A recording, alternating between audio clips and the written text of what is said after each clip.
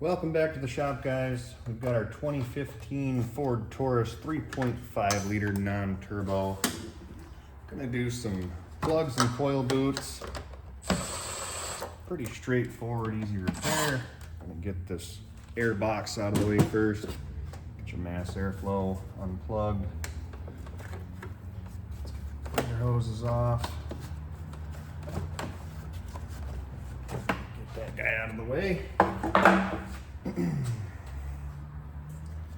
Go ahead and remove this if you want to. I prefer more room.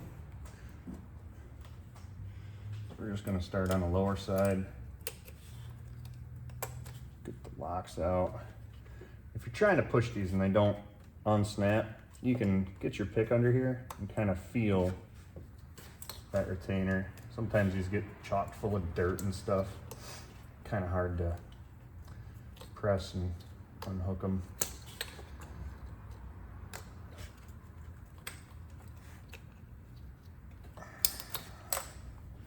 So there's that. Most of everything for this job is just 8mm.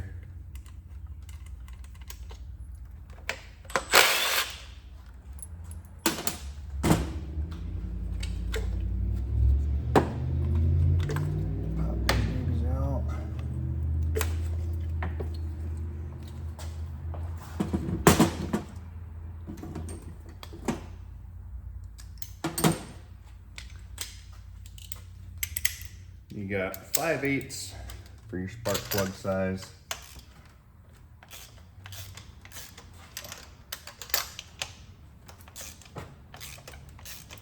I like to break them free by hand and use my speed ratchet to get them out. But their own.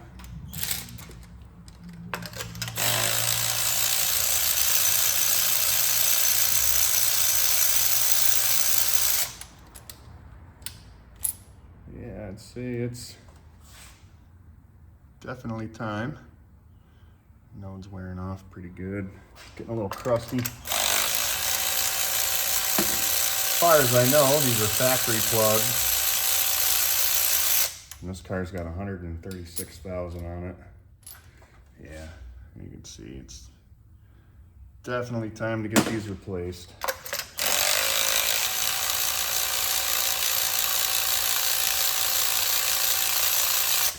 When it comes to spark plugs, use your judgment on what you want to use. If you want, you can go ahead and throw the motor crafts right back in.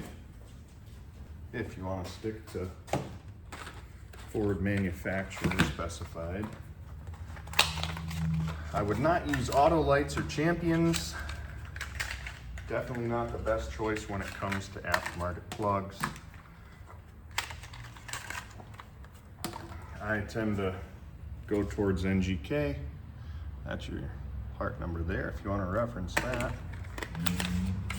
But yeah, throw NGKs in a lot of different vehicles and never seem to have a problem with them. And they're fairly inexpensive comparatively. Now when it comes to putting the spark plugs back in, typically my spark plug socket is a little too tight, so it gets stuck on the plug. So I take a magnet, start the first couple threads, and you can pull your magnet right back off. And then I use a 5/8 that does not have the rubber insulator inside of it, so that I don't get my socket stuck down on the spark plug. And you fight that back and forth.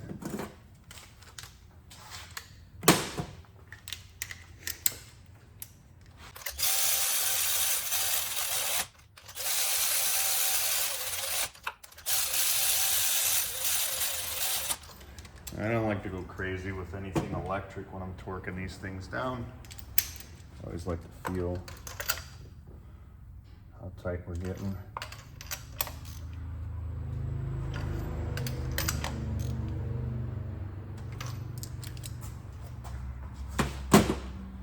All right.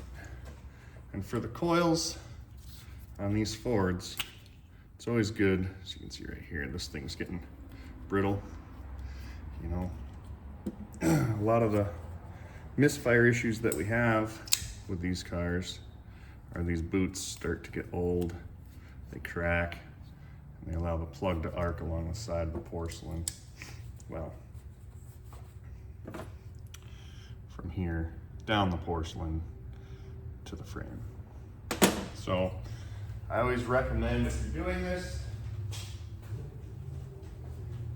get yourself a set of new boots. Fairly inexpensive as a set, coming from AutoZone. Just get some new insulators. So if you buy a new insulator kit, sometimes they come with the insulator and then the spring. You gotta throw the spring down there. I usually use a pick to grab the end of that spring and pull it up through just like that. So that when you put it on the coil, it makes contact. Perfect.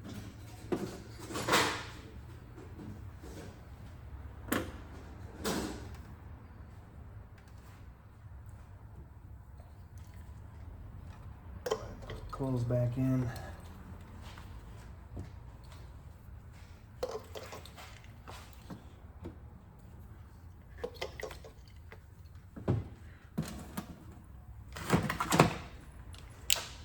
Set these bolts down.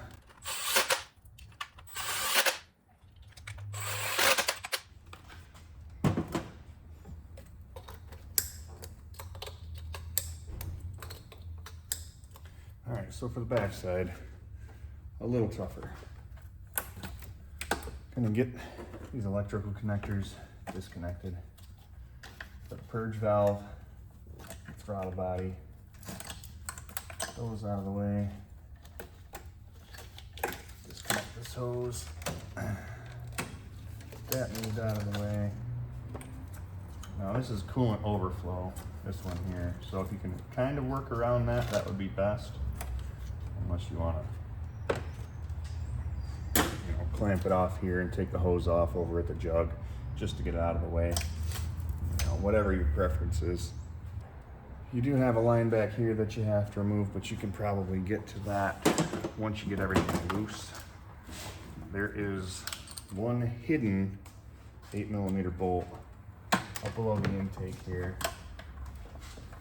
And if you look past the purge valve between the throttle body and the intake, you can see it. So if you just try to take these bolts off, the intake's not going to come off. So down in there is where you're going to find that. 1 8mm.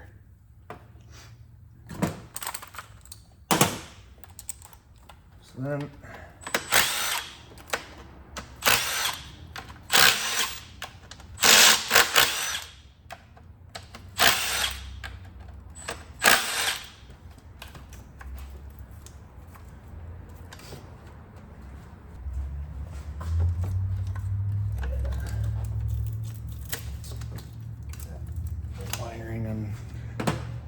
detached there.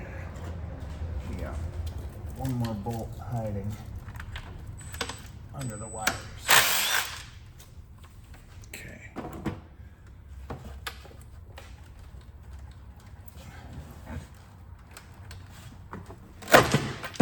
Whew.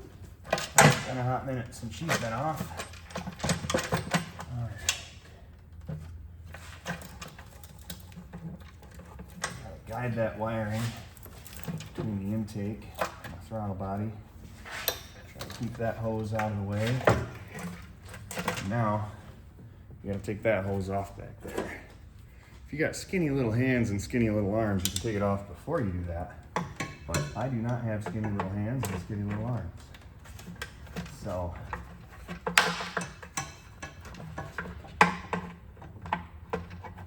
there's that.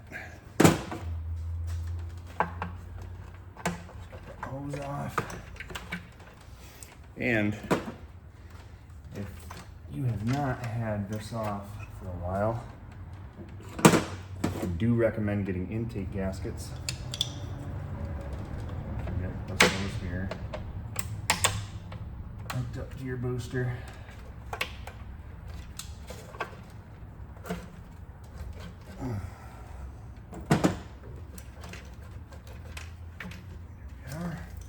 Okay, intake is off. So here's your intake gasket. We're going to be replacing that just because of the mileage of this rig. Okay, and then you got the same thing back here. And if you're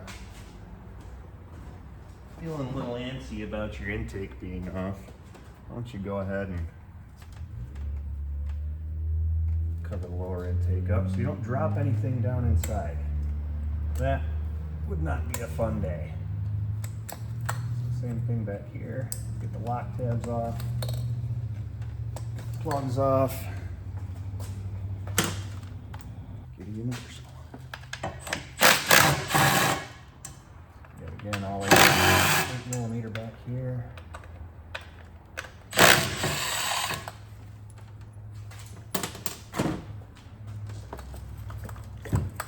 See how easy these come out.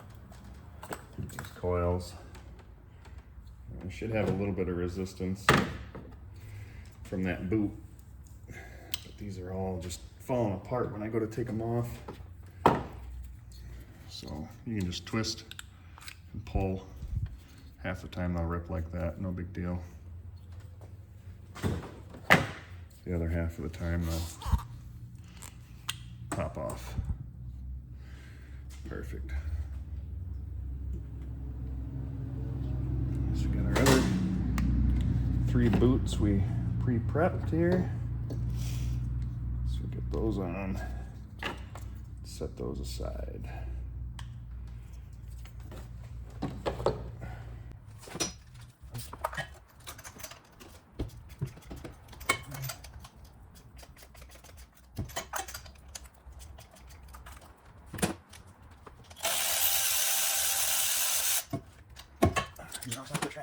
You actually have to yeah, these things. All right, so look at those.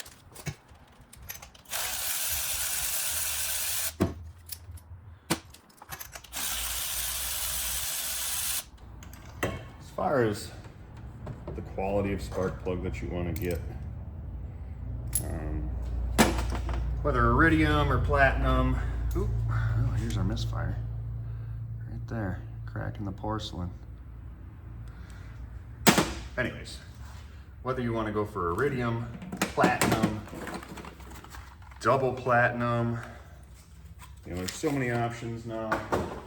It all boils down to how often you want to service them. You know, iridiums are, you know, technically 60,000. People push them to 80,000. Platinum are supposed to be good to 100,000. And now these new rutheniums they came out with, they advertise lifetime on those.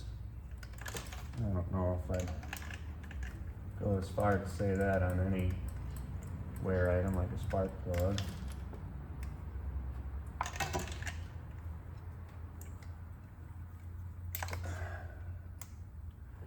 It boils down to how much you want to pay, what kind of quality you want to put in your car.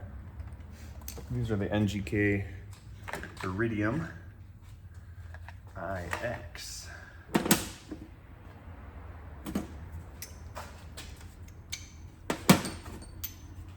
They run about $12 a plug.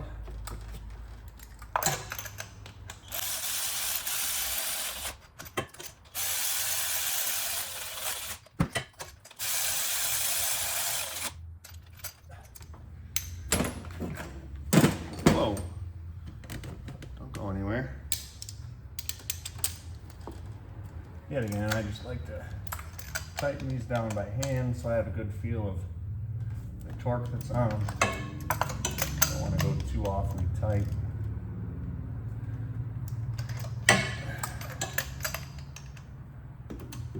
There'll be a hero in the comments section that's going to give torque specs. Thank you in advance. All right. Now with that set, we've already got our coil packs prepped. We can go and chuck those in. Now, you don't have to number your coil packs. If you're chasing a misfire, yes, please go ahead and mark your coil packs.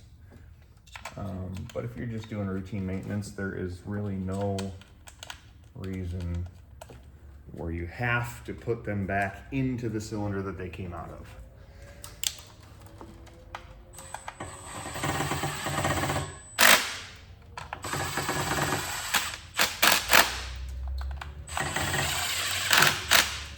But yeah, if you're chasing a misfire and you're doing plugs and coils, yeah, so that would be bank one back there, 1, 2, 3. You can mark them 1, 2, 3. Swap a coil if you have a misfire on 2. You know, swap 1 and 2, and if the misfire follows to 1, you got yourself an easy diag. Bad coil on 1. So, back to the intake. For the intake, I got myself a Felpro 97214. Pretty straightforward. Only one way it can go on.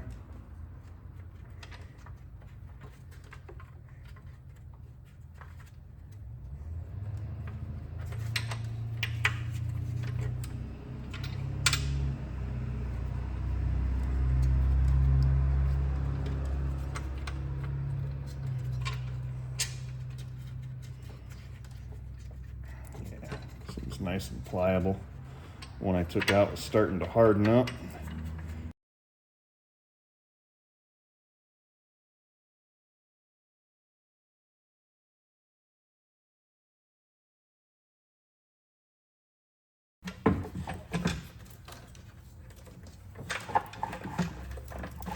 Cause yourself a little misfire.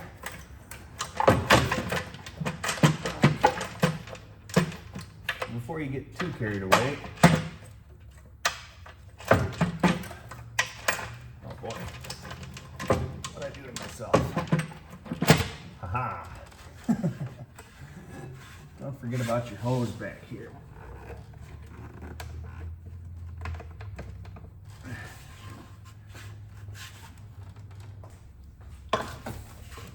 Back side.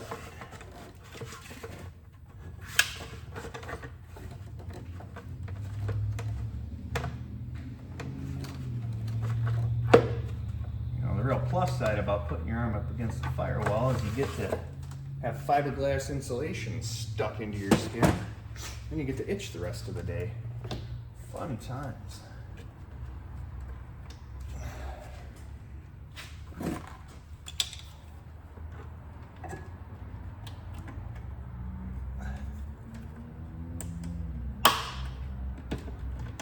Couple of those stick like that. Okay. We are on the move here. Got our 8mm. Start taking them one by one. I like to go tighten them up just a little bit all the way around, kind of alternating to draw that gasket down nice and straight.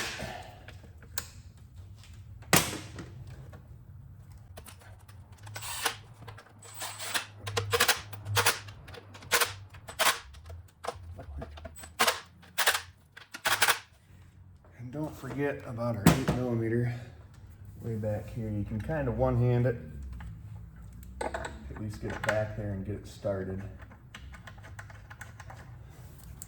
Let me see if I can get you in closer to show you what I'm talking about.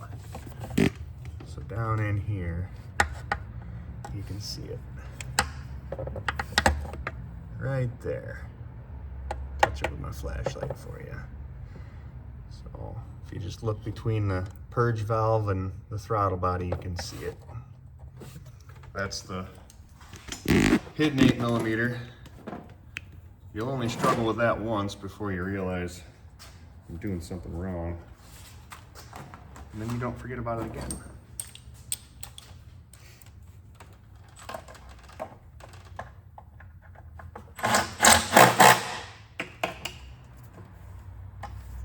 Okay. Got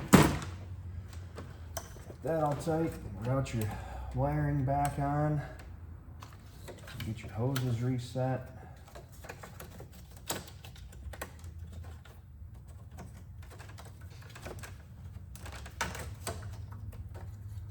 Got your fillet hose, get your vent hose.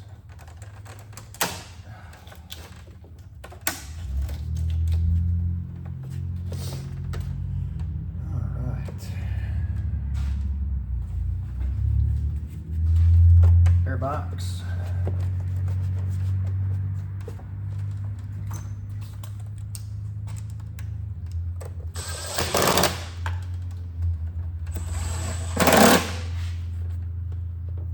Hose one there. Don't forget about your breather tube, or just snap right in. Mass airflow sensor. And you are all set. So yeah, I hope that helped you out, guys. I mean, the dealers are charging like $350 to $400 for just a simple tune-up, coil boots and plugs. I mean, half hour's time between the gaskets, the boots, the plugs. I mean, we're only 100 and a half invested into this thing. So yeah, do yourself a favor, grab some simple hand tools. You need 8mm, 5/8, extension, ratchet. I mean, that's pretty much it. And you can just get this thing done. Thanks for watching, guys. Catch you next time.